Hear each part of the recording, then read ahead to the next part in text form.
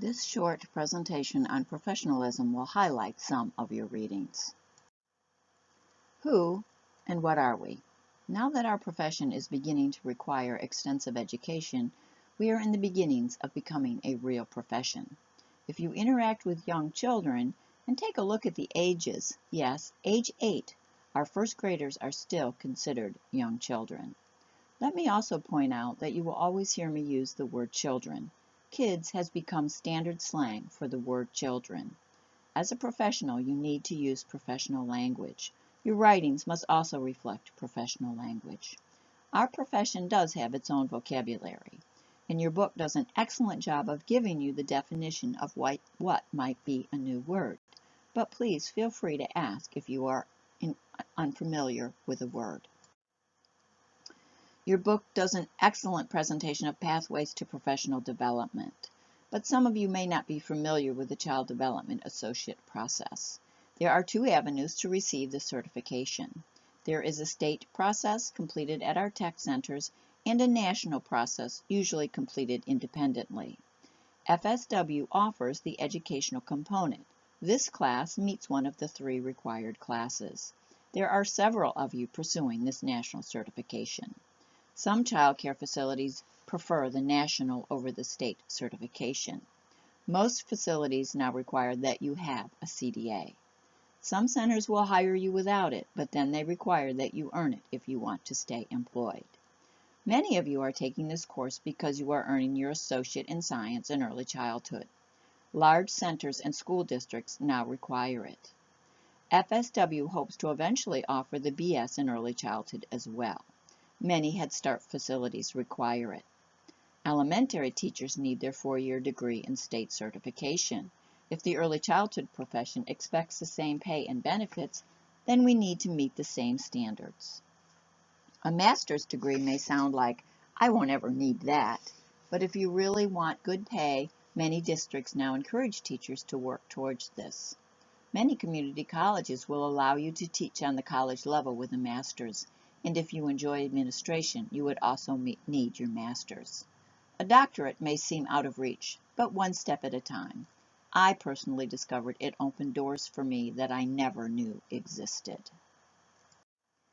Being a professional goes beyond academic degrees and even experience. The National Association for the Education of Young Children, through research and input from its members, have established 6 standards of professionalism. Standards we continually work on throughout our careers. Promoting child development and learning. This includes the use of DAP, developmentally appropriate practices. We'll talk more about that in a few minutes. Building family and community relationships. We just spent 2 weeks on this.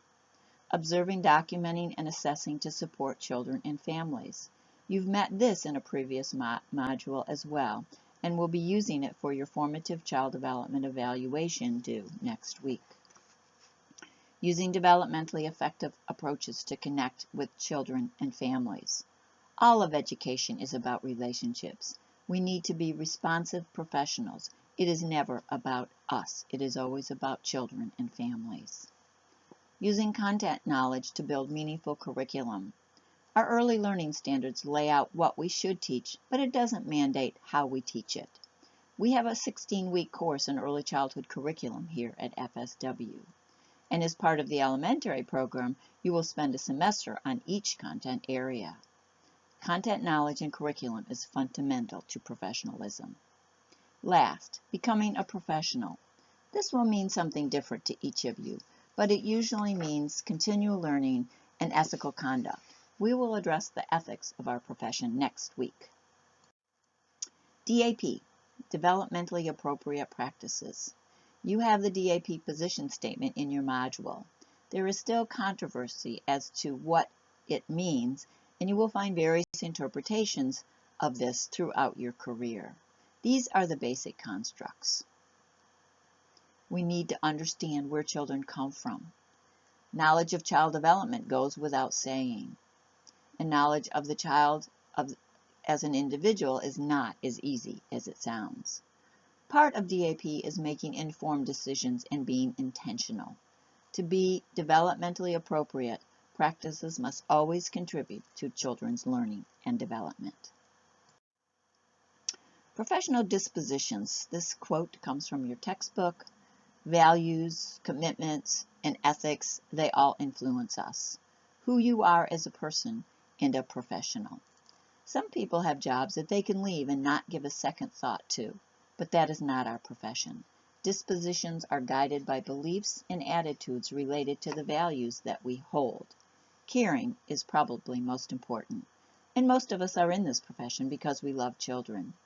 It also means we lose sleep when we feel that a child is struggling and we can't figure out how to help him or her. We try to be fair even when our most challenging child is driving us to drink. We try to be honest even when we know that Aaron's dad will give him an attitude adjustment when we report that Aaron has had yet another bad day at school. We also know that we are role models to children and maybe more importantly to their parents. Developing a philosophy of education. How do you believe that children learn?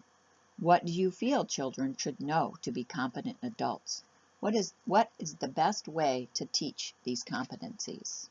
You will be provided with a great deal of guidance with these questions, but the bottom line, how you feel, is most important. Someone once said that we teach how we were taught. So reflect on your own education. What do you value? What do you still carry with you? This last slide is about the professional development plan, which is one of your next assignments. It is one of the last assignments. The first part of this assignment asks you to include a personal education philosophy plan. I ask you to state your educational philosophy the first week of class. Review it and compare it to how you feel.